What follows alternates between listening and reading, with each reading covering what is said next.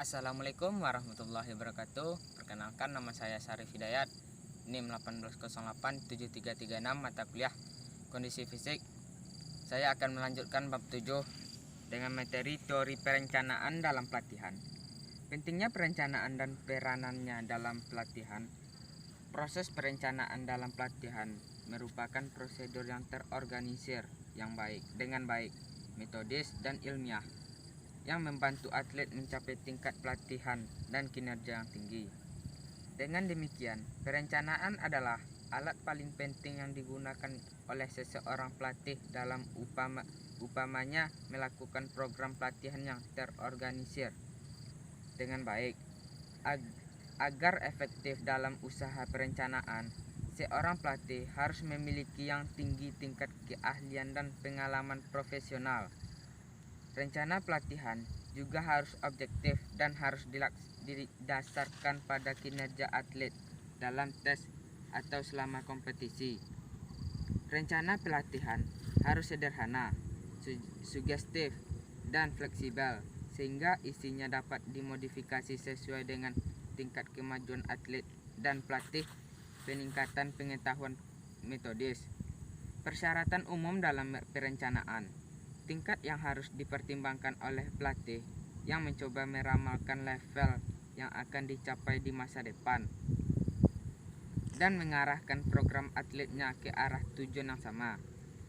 Mengikuti proses peramalan perkembangan masa depan, pelatih kemudian mengurangi sarana pelatihan yang tepat untuk mencapai kinerja dan tujuan pelatihan atlet. Menentukan dan menekankan faktor pelatihan utama.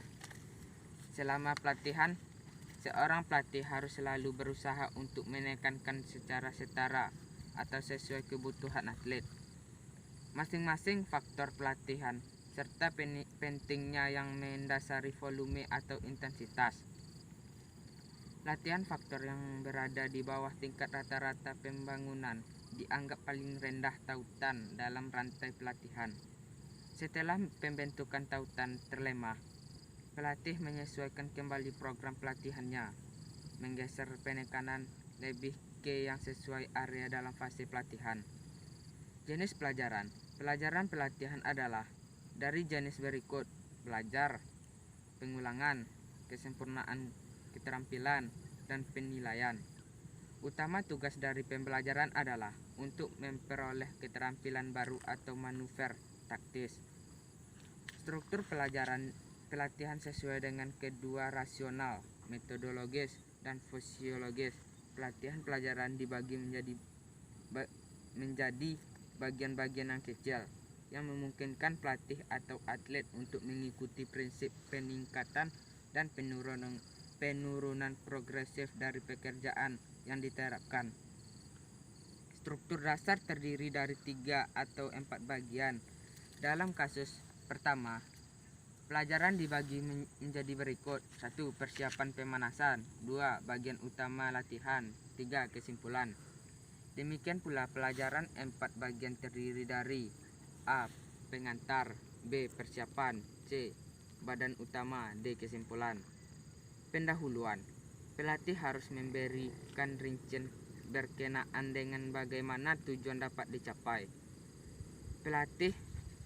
Pelatih harus mencoba untuk meningkatkan tingkat motivasi atlet karena tingkat kegembiraan yang lebih tinggi untuk bagian-bagian yang menantang dari pelajaran dan membantu dalam pemenuhan objektif.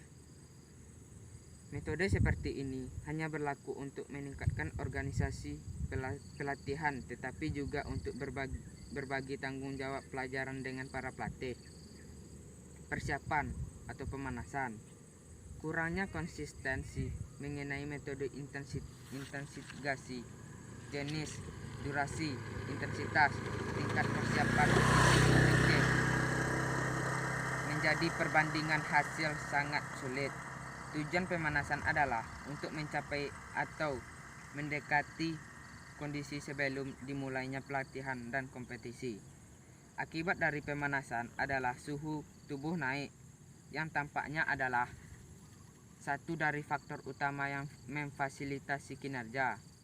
Kesimpulan, yang terbaik adalah mengurangi beban kerja secara progresif di akhir pelajaran sehingga mendekati keadaan istilah biologis dan psikologis normal awal atlet. Motif utama adalah bahwa gangguan kerja yang tiba-tiba dapat menyebabkan efek psikologis dan fisiologis negatif, tetapi juga melalui pendinginan, tingkat pemulihan ditingkatkan dan asam laktat yang terakumulasi dalam darah berkurang lebih cepat. Sekian dari saya. Assalamualaikum warahmatullahi wabarakatuh.